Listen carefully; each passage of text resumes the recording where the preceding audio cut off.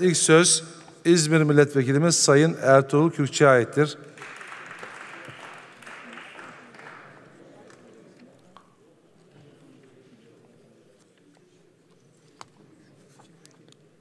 Buyurun Sayın Kürkçü, süreniz 5 dakika.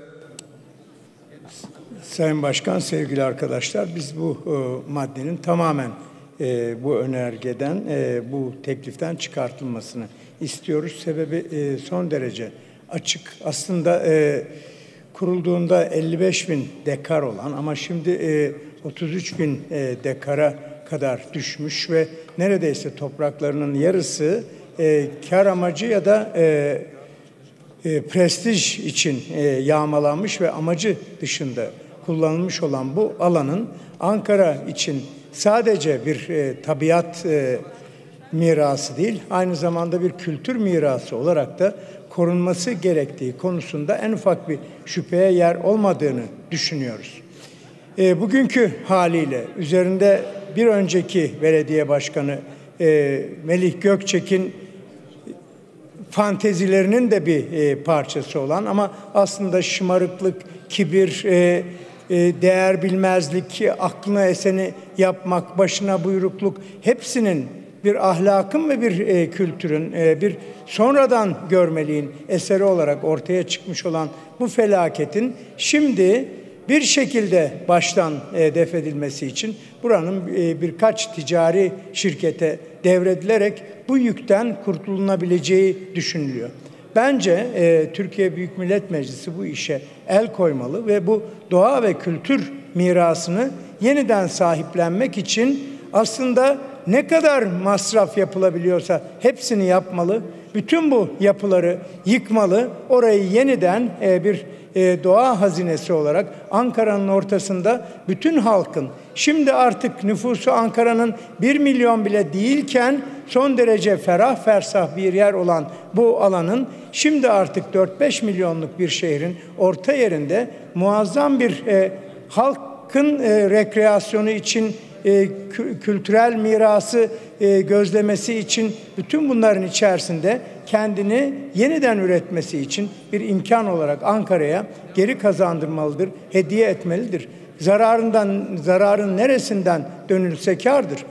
Burası hepiniz biliyorsunuz Cumhuriyet'in ilk yıllarındaki kamu kaynaklarını kullanarak kalkınma ve modernleşme hamlelerinin nişanelerinden biriydi.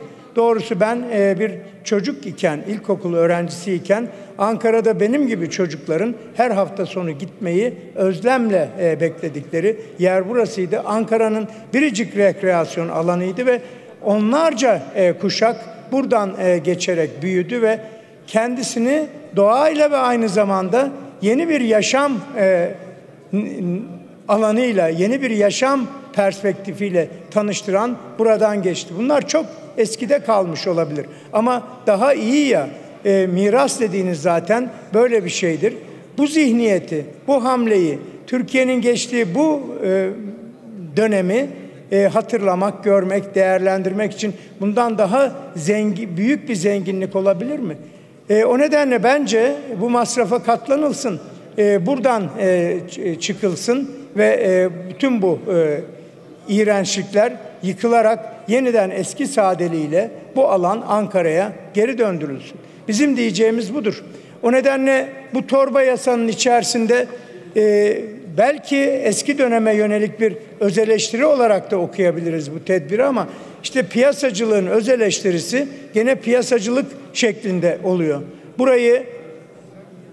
Bu kamu alanını berbat ettik. Bundan geri dönüyoruz demek yerine madem ki bu kamu alanı berbat edildi, bari sermaye bundan kâr etsin, yükü bize kalmasın denilerek bu yasa önümüze getirilmiş oluyor.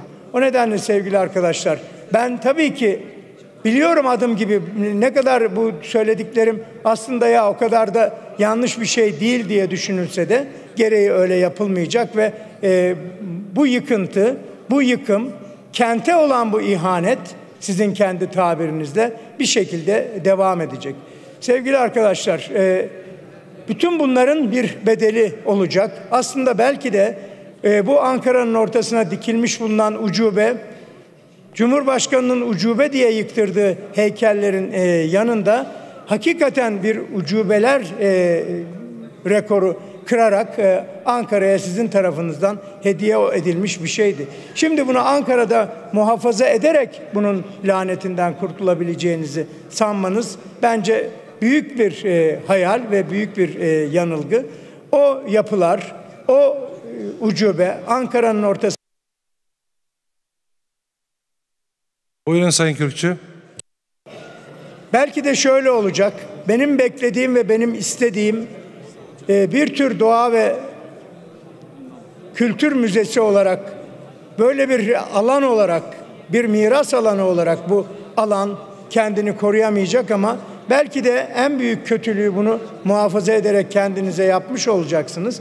Belki de gelecek kuşaklar Adalet ve Kalkınma Partisi'nin 16 yılı mirası olarak bu ucubeyi seyrederek tarihe sizin bıraktığınız izleri, burayı bir tür zaman içinde yolculuk alanı olarak görecek, değerlendirecek ve meğer Ankara, meğer Türkiye, meğer bu ülkenin tarihi, kültürü, doğası neler çekmiş ve bunlardan nasıl kurtulmayı başarabilmişler diye hayretle ve dehşetle bu müzede gezecekler.